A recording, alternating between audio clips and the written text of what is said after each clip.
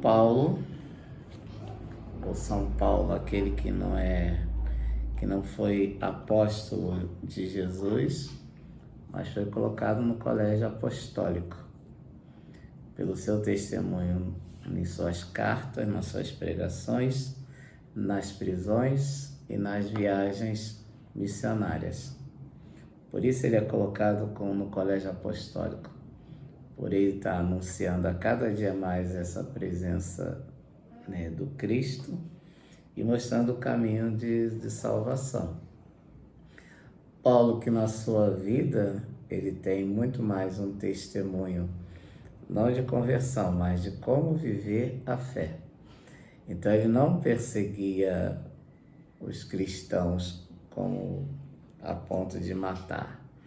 Ele achava que no seu entendimento da fé, aqueles que não tinham um testemunho digno e se diziam cristãos, deveriam morrer a fio de espada.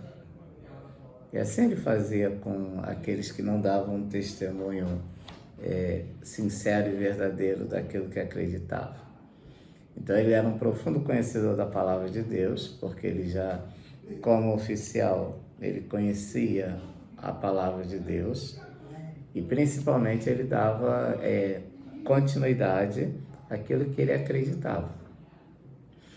Conhecedor da palavra de Deus, então ele foi mostrando toda a realidade. Quando ele chega, né, que nos fala os Atos dos Apóstolos, né, da queda de São Paulo, é uma queda em si, do que ele estava fazendo, não uma queda do cavalo, cair do cavalo, como muitas vezes a gente só fala. A queda dele foi que ele caiu em si, na sua própria consciência, do que da maneira como ele estava cobrando os cristãos, estava errado. Que ele poderia também sofrer a morte a fio da espada, porque ele tinha a plena consciência de que ele não era um cristão 100%. Ele se esforçava para tal coisa. E aí foi assim, quando ele toma consciência do que ele está fazendo, é o que a gente chama assim, caiu do cavalo. Ele caiu para a realidade que ele estava vivendo. Precisava mudar? Sim, precisava mudar. E assim foi a dimensão de toda a fé que ele tinha. E a partir daí ele começou a sua peregrinação, de pregar, ensinar, e assim ele foi anunciando o reino. E a cada carta que ele vai escrevendo... Desculpe, eu não posso buscar. A cada carta que ele vai escrevendo, ele vai mostrando todo o seu empenho de orientação para aquela comunidade.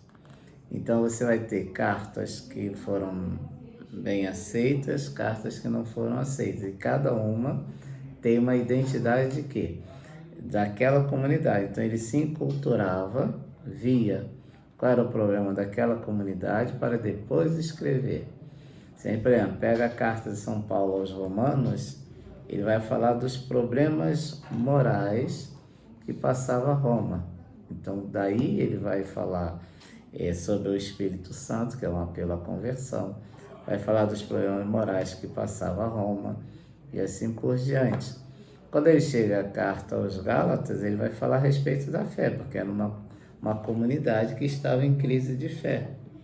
Então ele vai deixando em cada carta, ele vai deixando uma realidade.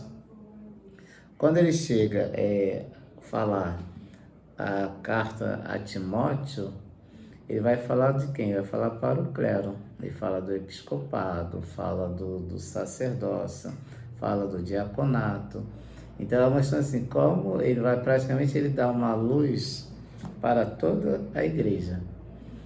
Por isso ele vai falando assim, dessa realidade simples. Então assim, não era um homem que não conhecia, era um homem que conhecia, que sempre teve fé e que agora ele está vendo a fé de um modo diferente. Ao invés de ser aquele Paulo que cobrava, que matava, ele agora é um homem que explica o que significa ter fé.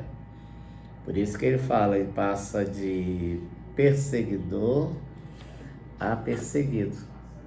Porque muitos não aceitavam que ele tivesse mudado tanto de comportamento.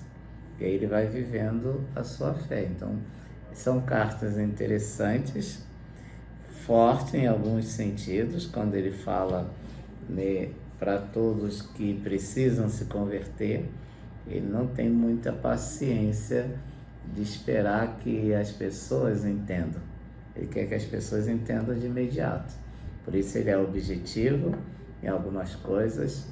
Paciência é coisa rara em São Paulo, mas ele vai mostrando todo esse caminho. E a partir daí ele vai mostrando assim, o caminho por onde a gente deve seguir. Então São Paulo, por isso assim, é um grande missionário, se torna um grande apóstolo, está realmente no colégio apostólico, como um grande apelo para quê? Para que todos alcancem a conversão e uma mudança de vida.